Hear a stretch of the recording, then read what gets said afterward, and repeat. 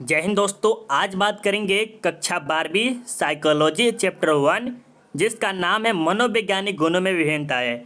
इसका हम VVI objective question कराने वाले हैं जो कि आप स्क्रीन पे देख रहे हैं। तो शुरू से लेके अंत तक जरूर देखिएगा और आपको एक्सप्लेनेशन के साथ समझाने की कोशिश करेंगे।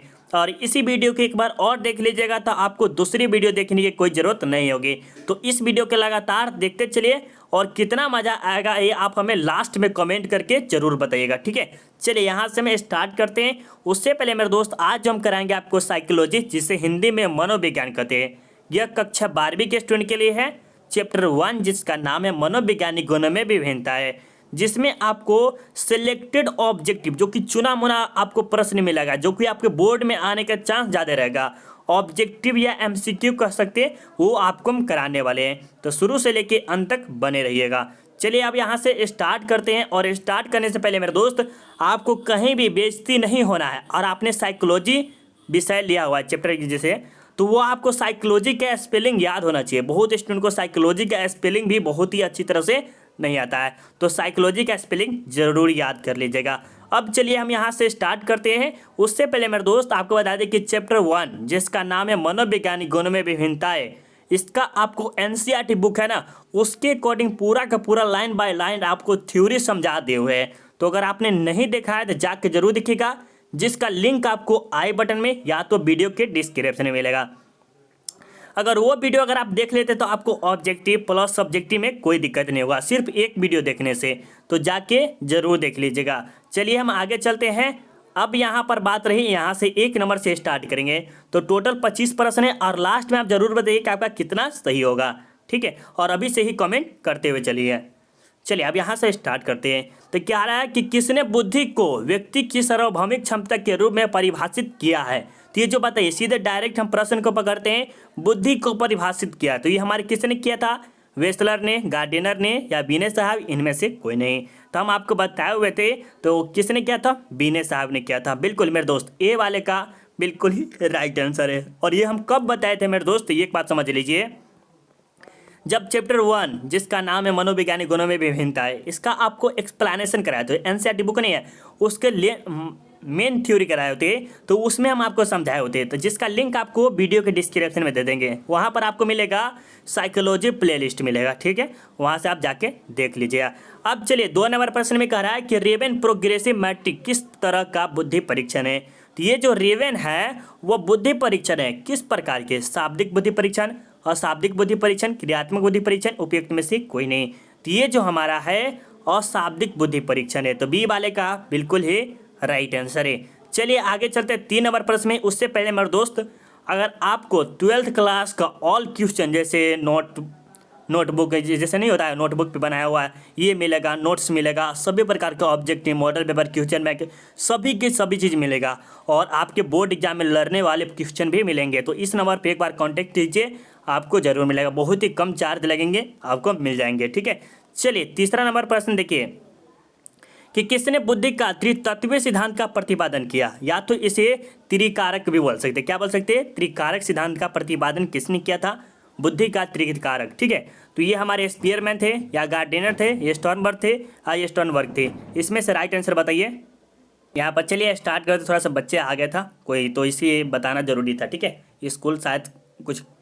चलिए यहाँ बात करते हैं, क्या करा? त्रितत्वीय सिद्धांत या तो त्रिकारक, तो कौन दिए थे?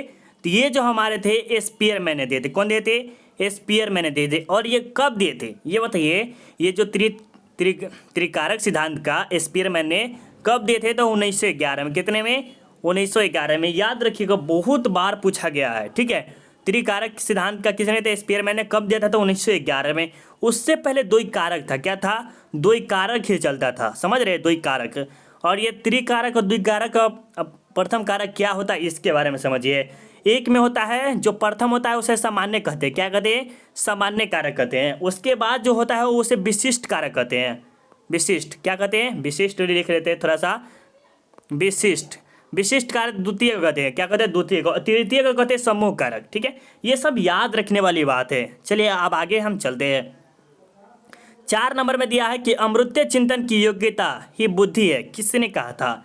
इसमें कह रहा है कि अमृत चिंतन की योग्यता ही बुद्धि है। किसने कहा था इसमें बताइए?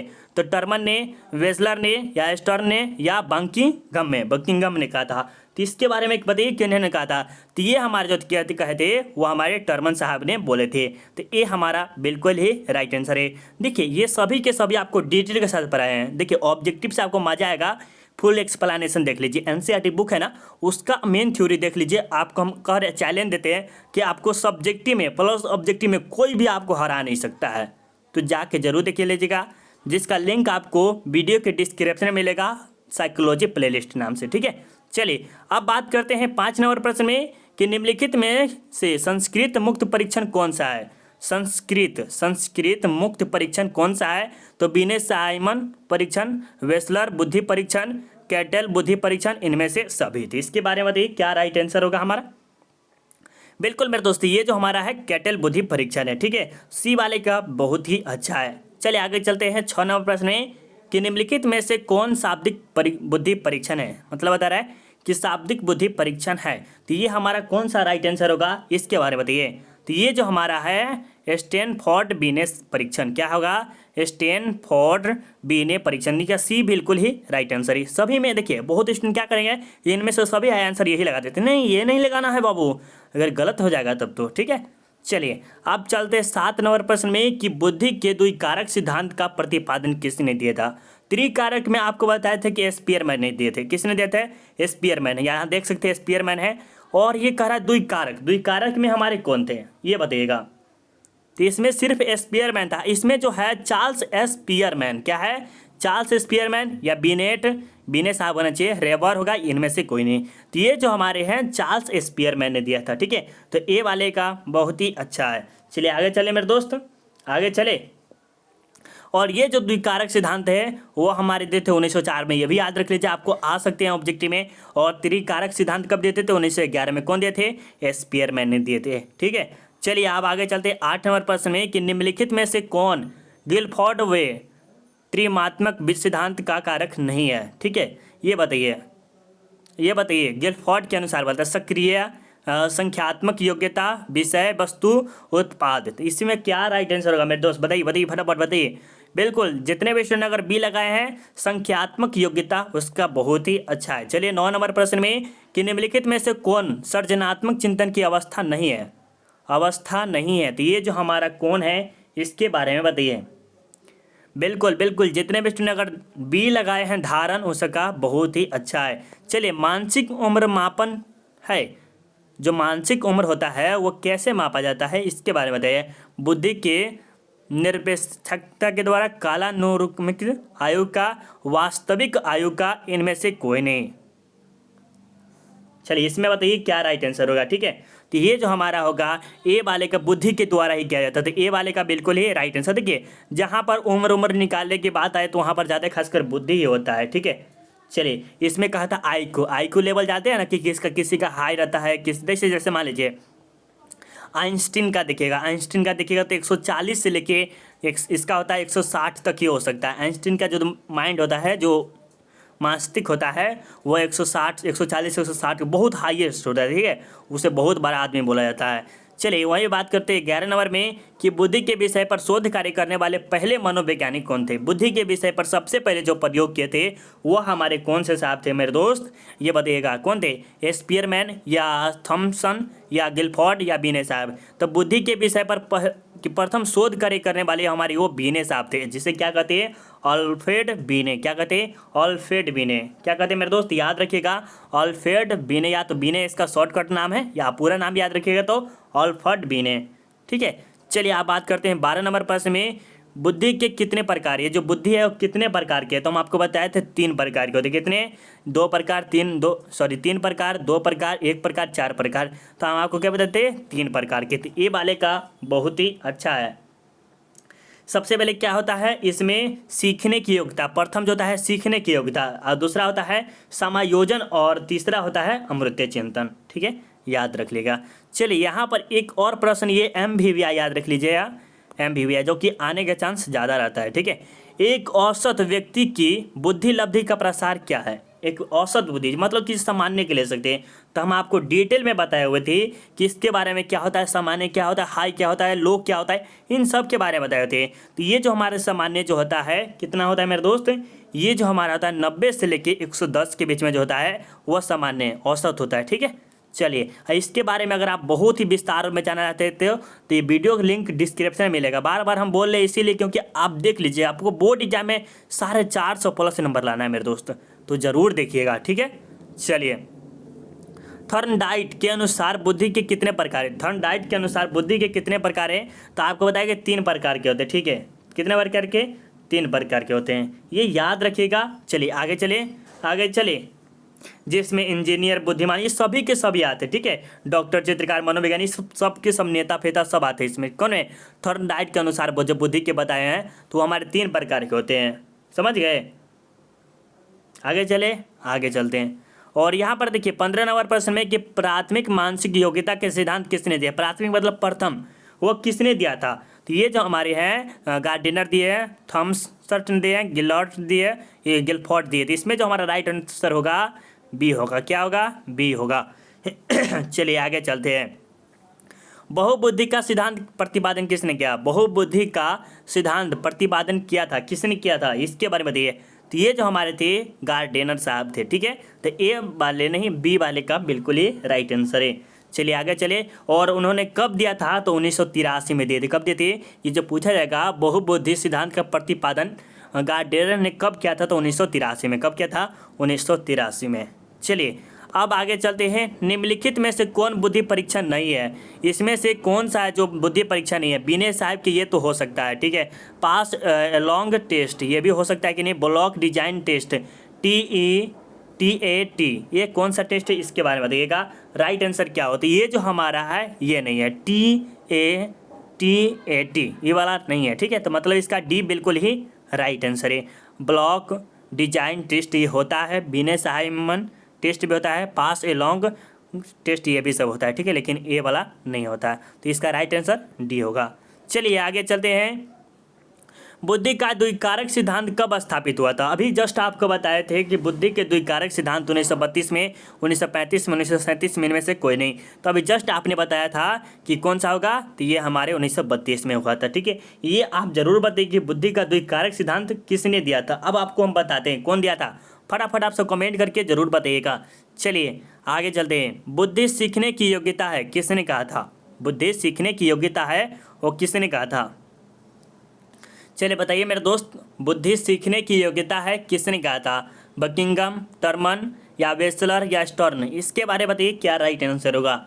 बहुत अच्छा, जो बहुत अच्छे दे रहे हैं कि ए दे रहे हैं। लेकिन देखिए बहुत स्टूडेंट का क्या होता है कि कुछ ना कुछ गलत करने लगते, तो हम यही कहेंगे ज़्यादा आपको हम नहीं कर सकते। ठीक है, लेकिन एक मेरा बात मानिए थोड़ा सा दोस्त, तो अगर आपको बहुत ही अच्छा हाईएस्ट नंबर लाना है किसी भी बोर्ड एग्जाम में, चाहे यो कॉम्पिटिटिव एग्जाम दीजिए तब, या किसी जैसे 10th क्लास पास हुए हैं तो उसमें आपने मेहनत किया होगा तब आपका अच्छा खासा नंबर आएगा।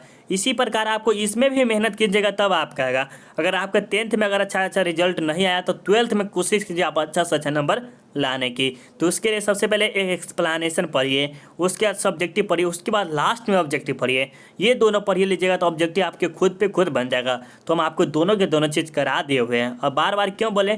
क्योंकि आपके लिए बेस्ट है। ठीक है, चलिए तो इसमें जो हमारा राइट आंसर होगा क्या होगा? ए होगा। बहुत अच्छा, ये बहुत स्टूडेंट दिए होंगे। चलिए प्रतिभाशाली बालकों की सबसे बड़ी विशेषता क्या है? ये पता नहीं होगा तो कैसे बताइएगा? और ऑब्जेक्टिव में पूरा बताना असंभव है ना, बहुत बड़ा वीडियो बन जाएगा। तो हम आपके लिए एक स्पेशल वीडियो बनाए ना, एक्सप्लेनेशन वाले आपके लिए है बनाए ना, तो कैसे होगा ये समझना आपके लिए बना। ठीक है, तो इसका हमारा संवाग्यात्मक परिपक्वता होगा या शुद्धता होगा, सूझ होगा, मौलिकता होगा, इसके बारे में बताइए। तो ये जो हमारा होगा सूझ होगा। क्या है? सूझ। बिल्कुल मेरे दोस्त, ये वाले का, सी वाले का बहुत अच्छा है। चलिए 21 नंबर में कि किसने कहा कि अमृत चिंतन की योग्यता बुद्धि है? क्या है? अमृत चिंतन की योग्यता बुद्धि है। तो अमृत चिंतन के बारे में जब ये देखे टर्मन साहब लगा दीजिए। टर्मन साहब यहाँ पर लिखा है तो बी वाले का बहुत अच्छा। टर्मन ऐसे लिखाएगा लेकिन लिखा है कैसे, कोई दिक्कत नहीं है, टर्मन। ठीक है, ये भी आपका बिल्कुल ही सही लिखना। अब चलिए 22 नंबर प्रश्न में कि बुद्धि तथा सृजनात्मक के बीच कैसा संबंध है? सृजनात्मक एक साथ होगा यहाँ पर कर लीजिएगा। बुद्धि तथा सृजनात्मक के बीच कैसा संबंध है, तो ये बताइएगा धनात्मक, नकारात्मक, तटस्था, इनमें से कोई नहीं। तो देखिए नकारात्मक मतलब निगेटिव और धनात्मक मतलब पॉजिटिव। चलिए तो इसमें बताइए क्या राइट आंसर होगा। बहुत अच्छा है, बहुत स्टूडेंट ए लगाए हैं। चलिए अच्छी बात है आपने ए लगाया है। तो चलिए आप बात करते हैं 23 नंबर में कि थ्रस्टन के अनुसार बुद्धि में कितनी प्राथमिकता मानसिक योग्यता उपस्थित होती है।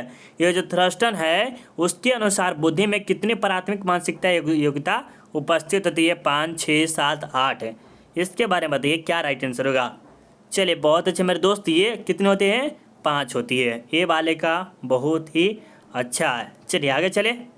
यहाँ पर देखिएगा 24 नंबर प्रश्न में कि साइमन प्रथम बुद्धि परीक्षण को विकसित किया किस वर्ष। ये जो साइमन है वो प्रथम वर्ष बुद्धि परीक्षण किया था, वह किस वर्ष किए थे। 1908 में, 1908, 1905, 1906, 1912 में। तो इसका जो राइट आंसर में क्या होगा, 1908 में किए थे। ए वाले का बिल्कुल ही राइट आंसर है। चलिए आपके सामने 25 नंबर प्रश्न है, लास्ट प्रश्न है, थोड़ा सा और वेट कीजिएगा। चलिए कह रहा है कि किसने सर्वप्रथम व्यक्तित्व निभाता को मापा है। सॉरी निभाता नहीं है, किसने सर्वप्रथम व्यक्तित्व विभिन्नता को मापा है, विभिन्नता को नापा है। तो कौन नापे हैं हमारे, तो ये हमारे हैं फ्रायड है या गाल्टन है या बीने है या इनमें से कोई नहीं। तो ये देखिए बीने साहब सबसे ज़्यादा है, तो बीने साहब बिल्कुल राइट आंसर है। उससे पहले मेरे दोस्त एक बात और समझ लीजिए, चैप्टर 1 जिसका नाम है मनोवैज्ञानिक गुणों में विहीनताएं, उसका वीडियो अगर आप देखना चाहते हैं तो लिंक यहाँ पर दे देंगे आई बटन में, वहाँ से जाके जरूर देख लीजिएगा। और वीडियो अच्छा लगा उससे पहले मेरे दोस्त आप चैनल सब्सक्राइब कर लीजिए और ऑल 12th क्लास को all notes, subjective, objective, question bank सभी के सभी डिटेल आपको मिलेगा। पूरा प्योर 100% आपको मिलने की उम्मीद इस चैनल पर है। तो इस नंबर पर एक बार कॉन्टैक्ट जरूर कीजिएगा और आपको जरूर मिलेगा, बहुत ही कम दामों में मिल जाएगा।